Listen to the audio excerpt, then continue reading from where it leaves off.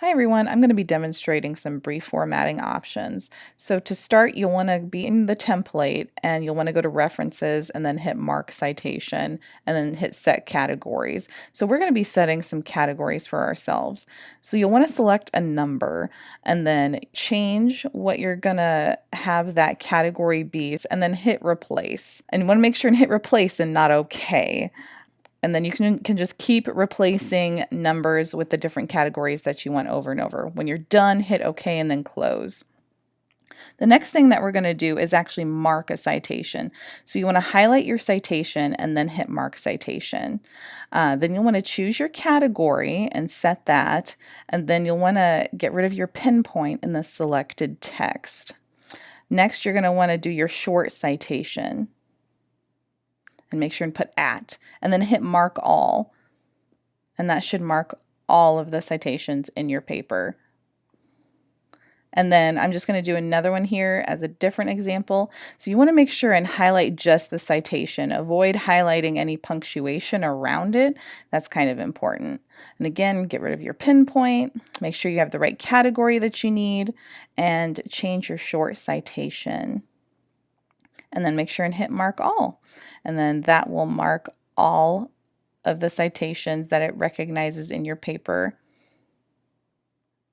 Okay, the next thing that we're going to do is your table of authorities. So once you've marked all of your citations, go to your Reference tab and then Insert Table of Authorities. And you'll want to make sure that this information matches what's in the instructions. And then once you insert that, it'll appear there. So since I've only done 2, I'm just going to do a few more citations here just so you can see a better example. But once you have your table of authorities, you'll need to sort it. And just to sort it, you just highlight and then cut and then just paste it in the order that you need it to be in. And then just go through and make sure and get rid of any redundant spacing. And you can also change this. So if you happen to insert your table of authorities and then make some changes afterwards to your paper and you need to add in some additional pages or an additional citations, you can do that. So the next thing I want to show you is the table of contents. So before you do that, you'll need to go to Styles, and then so you'll need to highlight your heading and then change your heading to Update to Match Selection. So basically what you're doing is you're going through and labeling your different headings as heading 1, heading 2, heading 3. And this allows Word to recognize what the different headings are and then sort them within your table of contents. So here's an example of one that I want to be a heading 2. So again, you just hit that, Update to Match Selection, and you're good to go. Once you've hit Update to Match Selection, it will continue to match. So you only have to do that once. So the next thing you want to do is go and actually insert your table of contents. And you'll want to make sure and do Custom Table of Contents. And in this case, we're going to want to uncheck the hyperlink option. And I'm going to increase it to 4.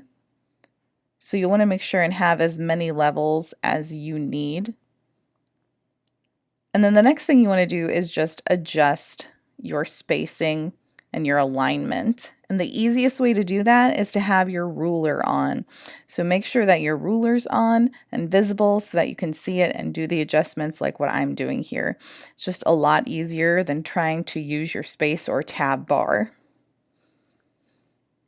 And Word is a little funky, so you might have to mess around with it a little bit to try and get the exact spacing and alignment that you want to have for your paper.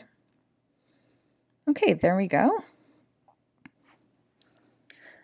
So the next thing I want to point out is in the template, you're going to notice that there's these section breaks and page breaks. Section breaks start the renumbering process.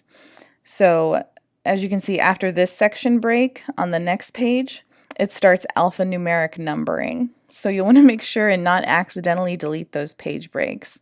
Oh, and one more thing before I go. You can change the table of contents. Just like with your table of authorities, if you accidentally insert this and then have to make some changes afterwards, you can go in and change your table of contents. You can add something by just simply copying and pasting in another line and then changing it. You can change the numbers if your page numbers have changed since you added something.